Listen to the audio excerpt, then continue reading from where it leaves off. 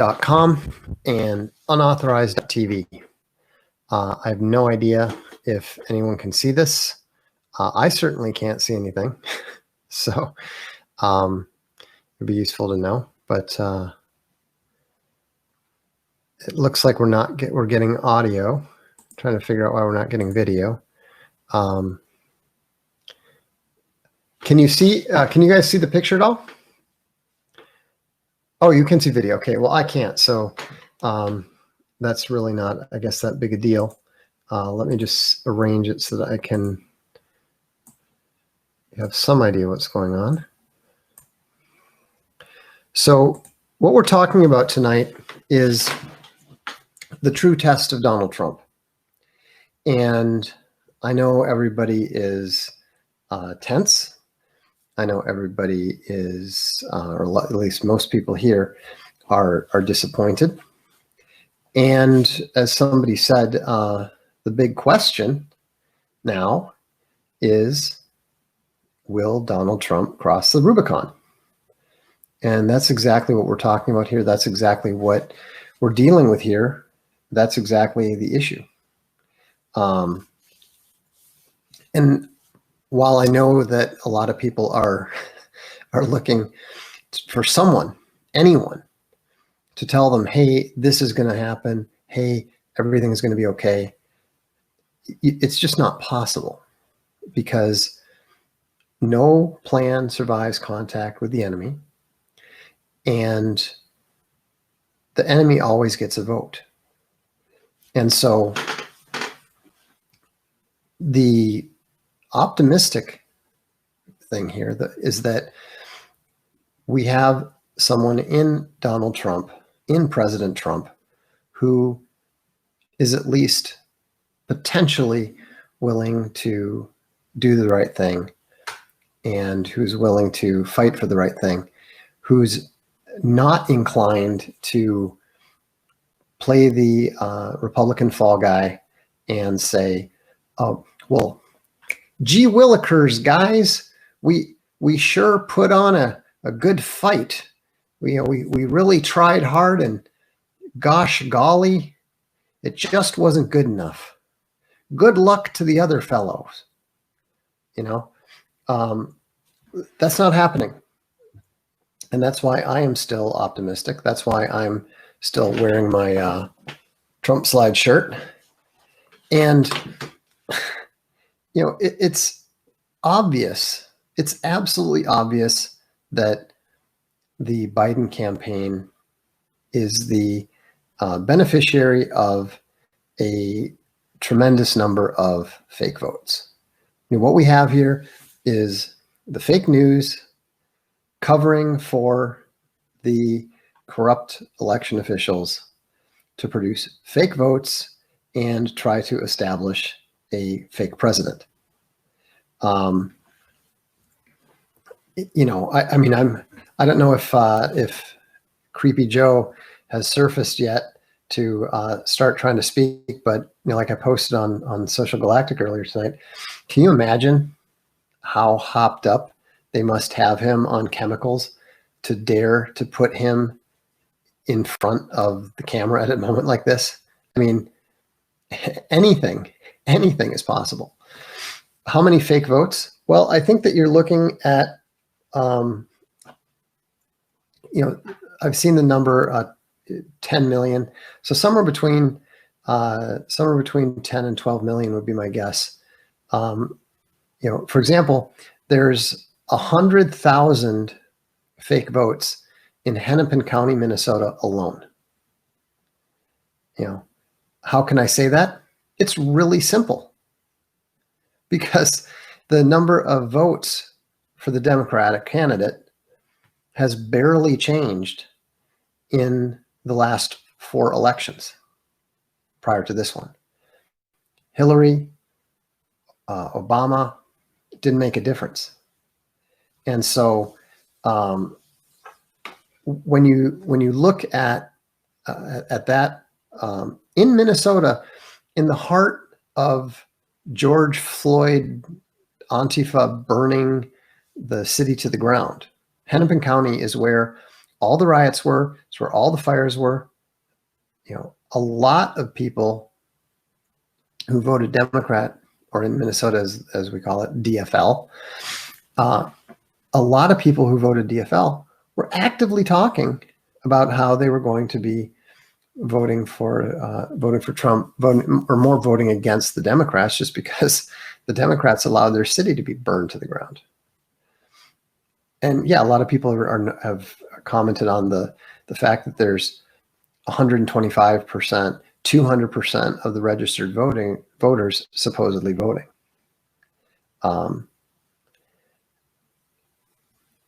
Elias says Biden got less votes than Hillary in all the big cities except for Atlanta and Detroit. Well, that's not quite true. The cheating was not limited to there. The cheating may be most obvious and most critical there. But like I said, there's about 100,000 fake Democrat votes in Hennepin County alone.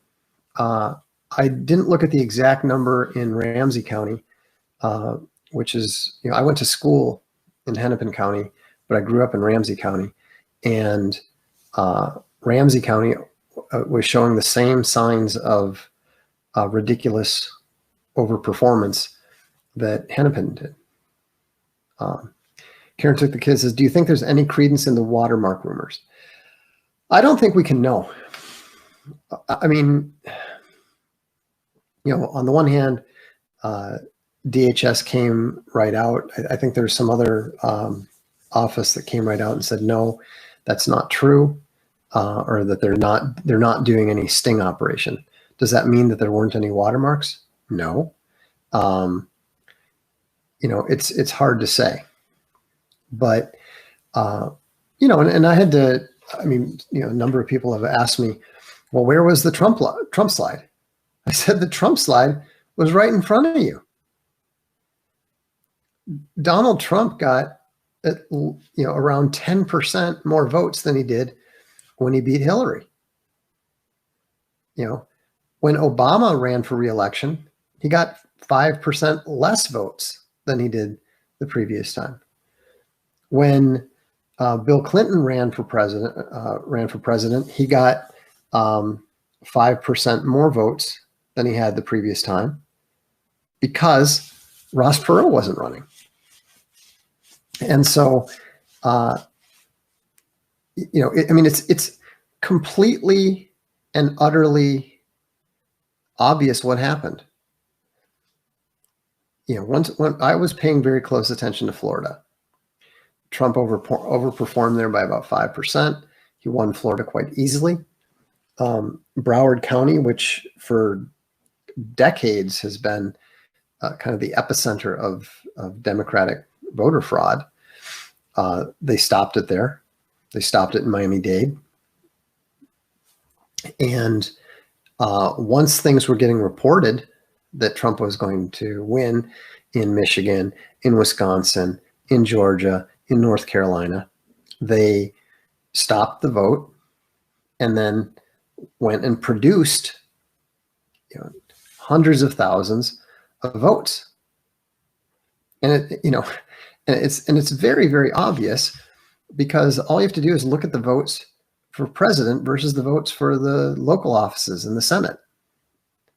What you will see, what you will absolutely see, is that the number of votes, you know, the ratio of presidential votes to non-presidential votes is going to be inordinately high in those cities where the late cheating took place.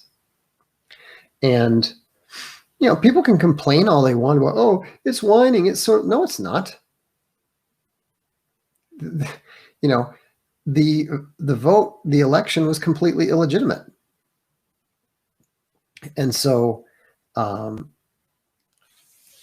know, now that's why I said that this is the true test of Donald Trump, because either he is going to fight and win and hold on to the presidency, or he's going to give in to the pressure from the media and go along to get along and, you know, leave his country to suffer the, what's going to happen if things go that way. Now, do you think Trump could have helped prevent this magnitude of fraud? Yes, I do think that he could have. I think that, he had a choice, and he chose not to crack down hard on the social media companies, after 2018. I mean, it was very, very clear. It was very, very clear that they were going to try something. I mean, I'm a little bit surprised at the magnitude. But again, the reason for the magnitude is because they didn't expect the Trump slide. They didn't expect that Trump was going to perform as well as he did. One thing about the left is that they have a very bad habit of believing their own nonsense. And so that often causes them to make ridiculous mistakes. And, they've got people on video filling out ballots, election counters filling out ballots. It's, the statistical analysis, the Benford analysis, there's absolutely no indication whatsoever that any of this was legitimate. It's not legitimate. And, they're not behaving as if they believe it either. Where's Biden been? Why isn't Biden out there declaring, count the votes and doing all that stuff? I mean, he's being sequestered because he's got dementia. And so,